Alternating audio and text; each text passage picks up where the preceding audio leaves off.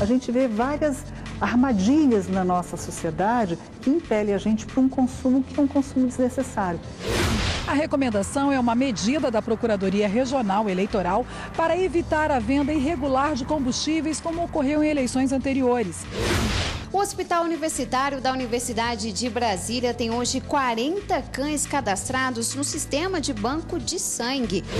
Aqui, as crianças do ensino fundamental passam o dia aprendendo no meio da natureza. Pintam com tinta de terra, podem colher frutas no pé, brincam e aprendem sobre os animais no galinheiro.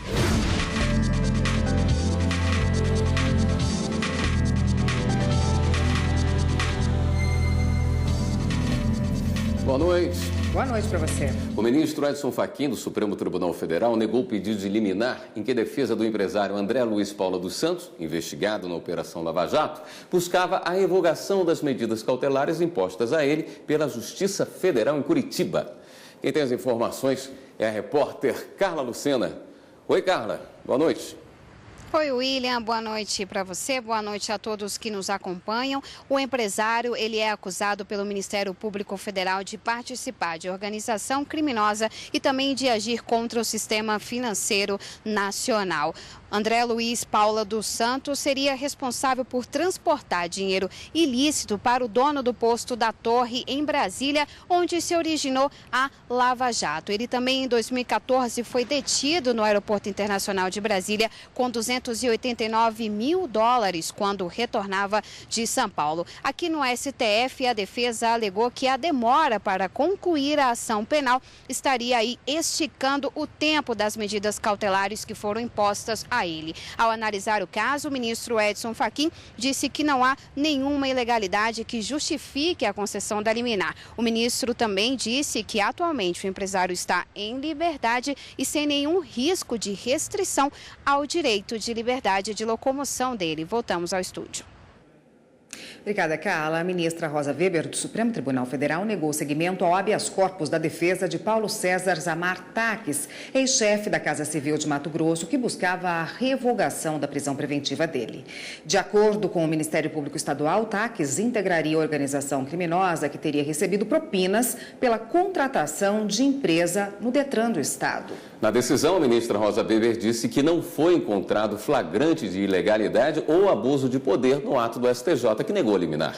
Segundo a ministra, a decisão da Corte é fundamentada e suficientemente clara. Em relação à prisão, a relatora verificou que os indícios resultaram não apenas de depoimentos, mas também de documentos supostamente fictícios produzidos pelos investigados e de conversas por meio de aplicativos de mensagens. Ainda segundo a ministra, a condição de primário do acusado não é suficiente para justificar a suspensão da prisão, conforme jurisprudência do STF. A comercialização de combustíveis durante as próximas eleições deve ser fiscalizada pelo Ministério Público Federal. A recomendação é uma medida da Procuradoria Regional Eleitoral para evitar a venda irregular de combustíveis, como ocorreu em eleições anteriores. A distribuição do produto por candidatos já gerou prejuízos à população, como a falta de abastecimento e o aumento excessivo dos preços. O documento prevê que a emissão de tickets, vales ou similares para abastecimento só pode ser feita por meio de contrato escrito, tanto para pessoa física quanto jurídica. Esse documento deve ficar à disposição da PRE para acompanhamento e fiscalização. Com a recomendação, o MPF também pretende que não haja diferenças no atendimento. A quinta turma do TST entendeu que a declaração de uma advogada que exerce cargo de procuradora no município de Duque de Caxias, no Rio de Janeiro, é suficiente para representar o município. Entenda o caso na reportagem. O Tribunal Regional do Trabalho no Rio de Janeiro havia rejeitado o recurso ordinário assinado pela advogada. O entendimento foi que o instrumento de mandato não tinha sido juntado aos autos e nem havia registro de que a profissional tivesse comparecido a qualquer audiência. Conforme o entendimento do TRT, a advocacia pública é função de Estado privativa de quem exerce o cargo efetivo de procurador de carreira e a advogada ocupava cargo de procurador jurídico. O município então recorreu ao TST, alegando que a advogada foi efetivada em 1985 por meio de decreto municipal sob o regime estatutário municipal. O relator do caso na quinta turma, ministro Breno Medeiros, observou que a advogada tinha se qualificado como procuradora do município de Duque de Caxias e que é dispensável a juntada de instrumento de mandato e de comprovação do ato de nomeação nos casos em que as pessoas jurídicas de direito público são representadas em juízo por ocupantes do cargo de procurador. O ministro lembrou ainda que, de acordo com a súmula 436 do TST, a declaração de exercício do cargo nas razões recursais é suficiente. Eu fui analisar os pressupostos extrínsecos, fui ver a petição dela, a procuração. Ela realmente diz que ela tem um número de matrícula e que ela faz parte da Procuradoria. Eu entendo que aí é o suficiente. Mas o ministro Douglas Alencar Rodrigues abriu divergência. Para o ministro, a advogada não poderia representar o município por ser procuradora jurídica e não de carreira, assim como determinou o regional, que citou no processo o enunciado 81 da Associação Nacional dos Procuradores Municipais. O enunciado diz que a advocacia pública exercida pelo procurador municipal é função de Estado privativa dos integrantes do cargo efetivo da carreira, sendo por isso inconstitucional a outorga das funções de assessoria à representação judicial fora das hipóteses previstas em lei. O regional invoca o enunciado 81 da Associação Nacional dos Procuradores Municipais e afasta, com esses fundamentos, a diretriz da súmula 383 da súmula 436 dessa corte. Então,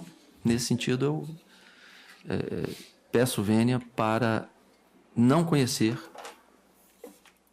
do recurso. Por maioria de votos, vencido o ministro Douglas Alencar Rodrigues, a turma aceitou o recurso e afastou a irregularidade de representação.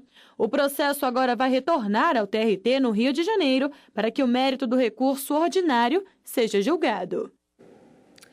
TSE recebe visita de embaixadores da Comunidade de Desenvolvimento da África do Sul.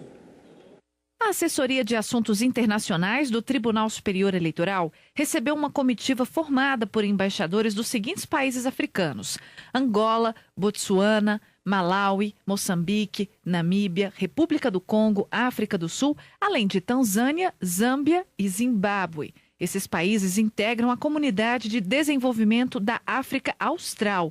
A ideia do encontro é apresentar o funcionamento do sistema eleitoral brasileiro, já que nesses países o processo eleitoral não é eletrônico. Como funcionam as eleições, a cada quantos anos acontecem, quem são as pessoas que vão ser eleitas, qual é a sistemática da eleição, como são formadas as maiorias.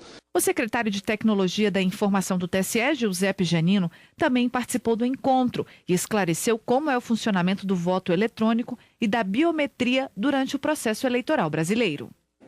E no próximo bloco, solidariedade animal. O Hospital Universitário da Universidade de Brasília tem hoje 40 cães cadastrados no sistema de banco de sangue.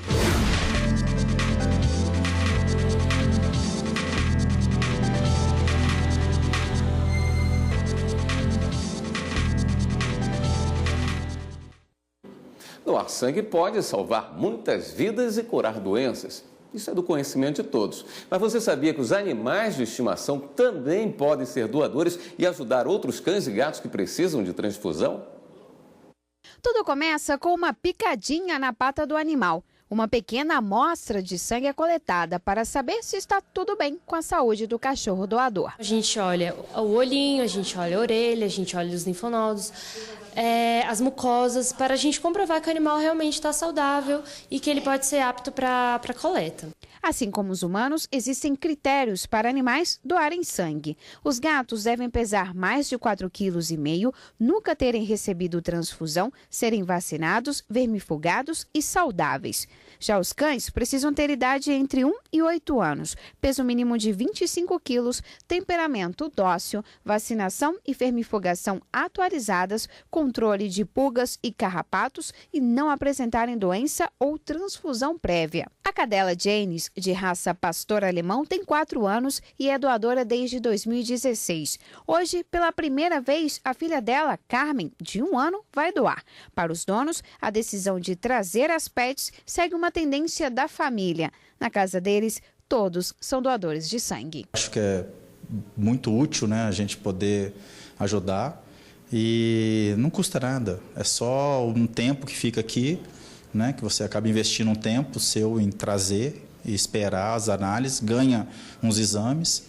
Então, eu aconselho sim. Vamos ajudar. O Hospital Universitário da Universidade de Brasília tem hoje 40 cães cadastrados no sistema de banco de sangue e 15 doadores fixos. Geralmente, como estamos acompanhando neste momento, é coletado uma bolsa de 500 ml, igual à doação de humanos. E assim como a gente, a grande ação deles é salvar vidas. A possibilidade da gente poder salvar as vidas, principalmente dos animais que estão em estado mais urgente, que a gente não tem tempo de ir atrás de um doador, de uma bolsa. Então, ter o banco de sangue possibilita a gente ter esse atendimento emergencial. O sangue doado, depois de pesado para identificar a exata quantidade colhida, fica armazenado nesta geladeira.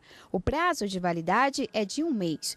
Um ato de amor que precisa cada vez mais de novos adeptos. No Brasil, não há lei sobre doação de sangue de animais, mas é importante sempre procurar locais especializados para fazer o procedimento. E lembre-se, deixar de prestar socorro a qualquer bicho que precise configura maus tratos. O crime de maus tratos hoje tem uma pena muito branda, né, que é de 3 meses a 1 ano de detenção e, via de regra, ele é convertido em pagamento de cesta básica ou prestação de serviços à comunidade. Mas não deixa de ser um processo judicial que a pessoa terá que ir até o Ministério Público, até o juiz em uma audiência de conciliação, se explicar sobre o que aconteceu com aquele animal.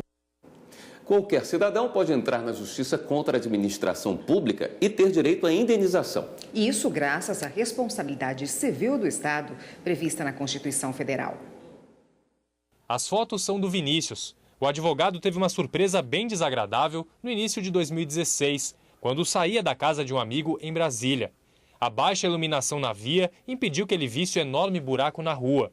O resultado? Roda empenada e pneu estourado. O pior de tudo, o pneu tinha acabado de ser comprado. O advogado entrou na justiça por uma indenização para pagar os prejuízos. Juntou todas as provas e pouco tempo depois saiu a decisão em favor dele. Me deixou indignado porque é um bem que custa caro para ser danificado assim de uma forma simples, que o Estado poderia ter evitado. Casos semelhantes ao do Vinícius envolvendo falhas da administração pública se repetem por várias partes do país. Em Santa Catarina, a família de um aluno de escola pública vai receber R$15 mil de indenização, depois que o estudante cortou a mão em uma janela que estava quebrada. A decisão foi unânime. Estas indenizações só foram possíveis porque a Constituição Federal prevê a responsabilidade civil do Estado. Ela se divide em 2 tipos. Objetiva, quando basta a vítima provar que ocorreu o dano, e a subjetiva, quando a pessoa tem que provar a culpa do agente público ou de organização privada que esteja a serviço do poder público como fatores que causaram o prejuízo. Segurar os direitos previstos em lei é ter provas em mãos e confiar na justiça. A gente paga imposto muito alto, então a gente não pode deixar esse tipo de dano, prejuízo, passar em branco. Tem que procurar seus direitos. O currículo do curso de Direito vai mudar. A partir deste ano serão inseridas outras disciplinas para que o aluno fique mais preparado para o mercado de trabalho. A graduação em Direito é uma das mais procuradas do país. De acordo com o Ministério da Educação, de 2004 a 2016, o total de formandos em Direito cresceu 49%. E a grade curricular deve passar por mudanças. A ideia é ampliar o contato dos alunos com os futuros empregadores, seja na iniciativa pública ou privada. Isabela está no 9º semestre e acredita que o curso deve sim se modernizar para que os profissionais saiam mais preparados para enfrentar o mercado de trabalho. Esse ano mesmo é ano de eleição e tem muita gente que está se formando e que nunca chegou a pegar direito eleitoral, né? Então, se tiver, por exemplo, uma demanda profissional sobre esse assunto, esse aluno tem que recorrer a diversos outros meios que não os aqui da faculdade de Direito, né? Existem mais de 1.200 cursos de direito em todo o país. A maioria tem a mesma grade curricular. As mudanças começaram a ser discutidas em 2014 e depois de audiências públicas devem sair do papel até setembro deste ano. A nova proposta mantém a carga horária atual, com duração de 5 anos. A modernização do currículo partiu da Ordem dos Advogados do Brasil e do Conselho Nacional de Educação. As duas instituições acreditam que a mudança vai colaborar com a formação de bacharéis em direito com diferentes perfis. É natural que um curso de tempos em tempos tenha que ter as suas devidas atualizações curriculares, não é? Tanto em relação à aproximação dos conteúdos às fronteiras do conhecimento desenvolvidos durante o período de vigência de determinado currículo, quanto também em relação à atenção, não é? Aos novos requisitos profissionais de atuação, aos novos campos de trabalho que surgem, tá certo? No sentido de ampliar a representação social mesmo do profissional. E no próximo bloco, olhar para a natureza. Aqui, as crianças do ensino fundamental passam o dia aprendendo no meio da natureza. Pintam com tinta de terra, podem colher frutas no pé, brincam e aprendem sobre os animais no galinheiro.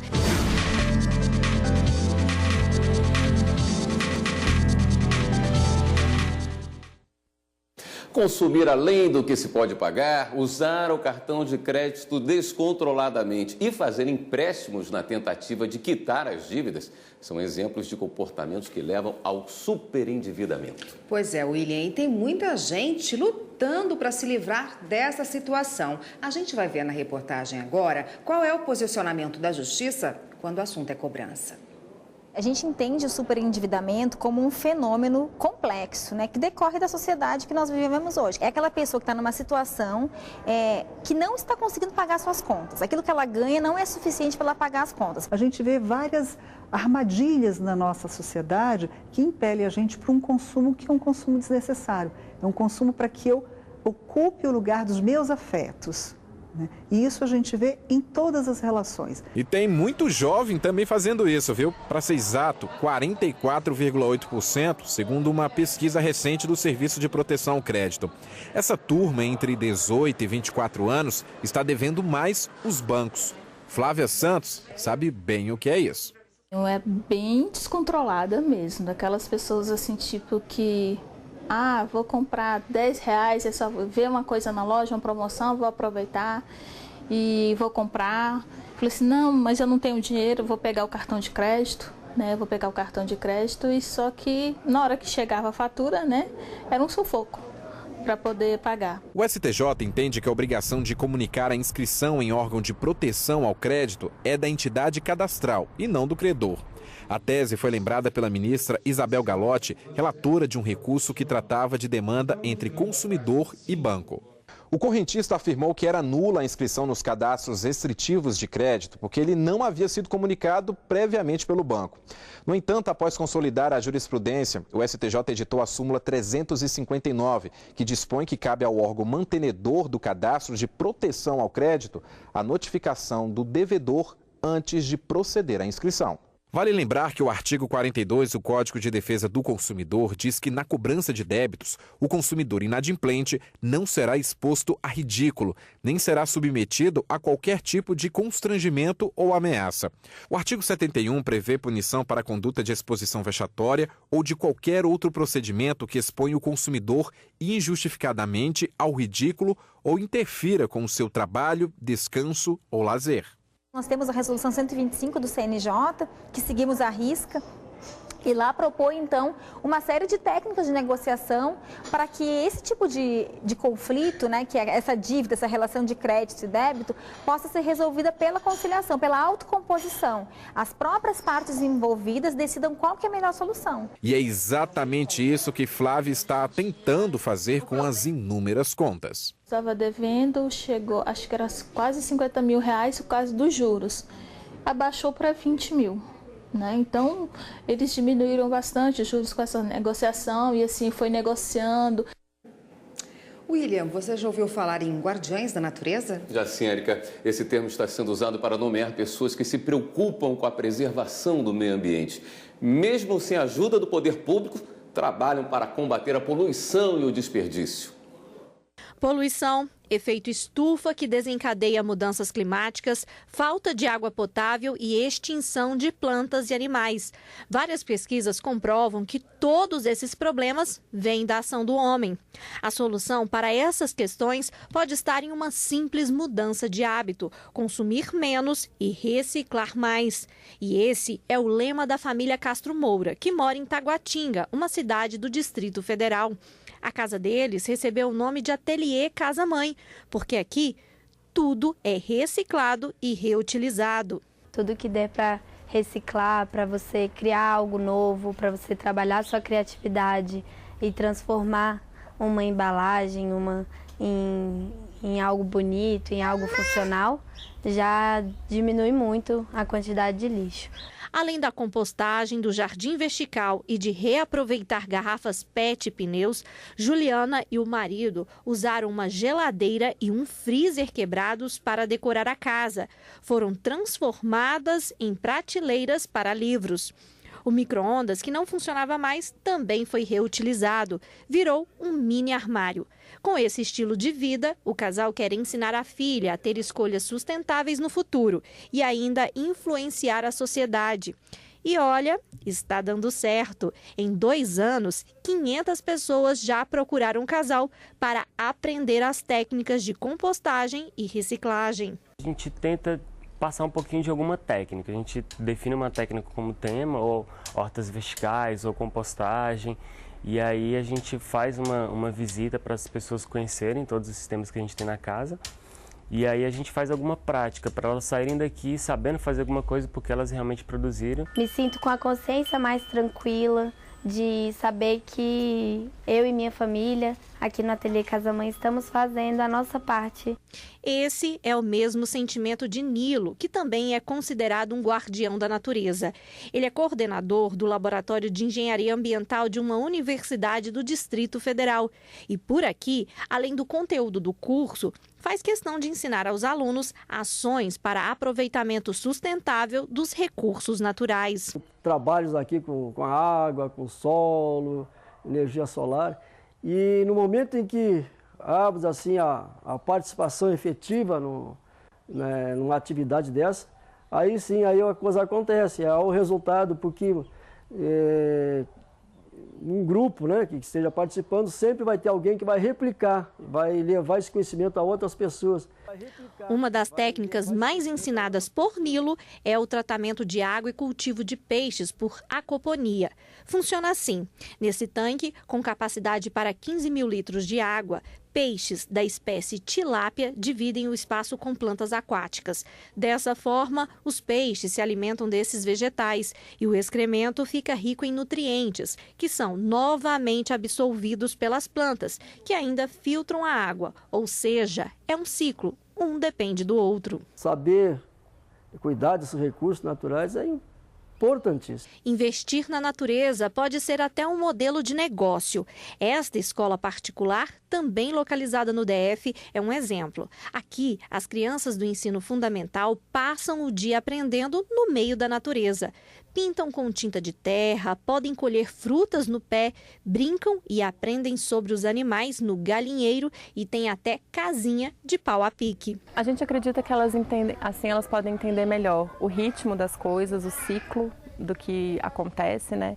E a gente acha que tira a natureza daquele lugar da sujeira, do perigo, do incômodo, traz para uma coisa mais perto. E a gente acredita que aquilo que está perto, que faz parte da gente, a gente cuida mais.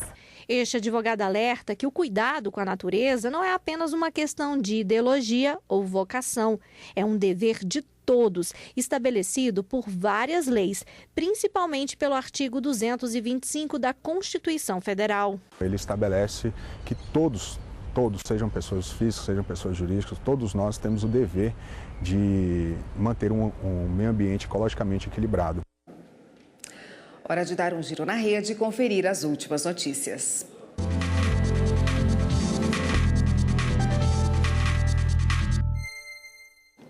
Vamos então à redação do Jornal da Justiça falar com a repórter Viviane Novaes, que tem as novidades para a gente. Boa noite, Viviane. Boa noite, William. Boa noite a todos. O ministro Luiz Roberto Barroso, do STF, negou o direito de acrescentar 17% ao tempo de serviço para aposentadoria de um juiz do trabalho. Esse acréscimo foi decidido pelo Conselho Nacional de Justiça, mas a União entrou com uma reclamação no Supremo. Segundo o ministro, em assunto previdenciário, não há direito adquirido a regime jurídico. O vereador de Niterói, Carlos Alberto Macedo, não será mais julgado pelo Tribunal do Júri da cidade. Ele é acusado de ser o mandante do assassinato do vereador eleito Lúcio do Nevada, em outubro de 2012. O Tribunal de Justiça do Rio de Janeiro decidiu que Carlos Alberto deve ser julgado por um dos 4 tribunais do júri da capital para garantir a imparcialidade. A Procuradoria-Geral da República pediu ao Conselho Nacional de Justiça a criação de um banco nacional de medidas alternativas à prisão. Exemplo de medida alternativa, o uso da tornozeleira. Esse sistema permitiria consultas sobre a situação de todos os presos que estão em medida alternativa no país. E em caso de descumprimento da medida, por exemplo, esse sistema avisaria ao Ministério Público e ao Poder Judiciário. É isso, todas as notícias do Jornal da Justiça estão lá no YouTube. Acesse TV Justiça Oficial. Voltamos agora ao estúdio. Obrigada, Viviane. O Jornal da Justiça, segunda edição de hoje está terminando. Uma boa noite para você. Boa noite, ótimo fim de semana e a gente se encontra novamente na segunda-feira. Até lá.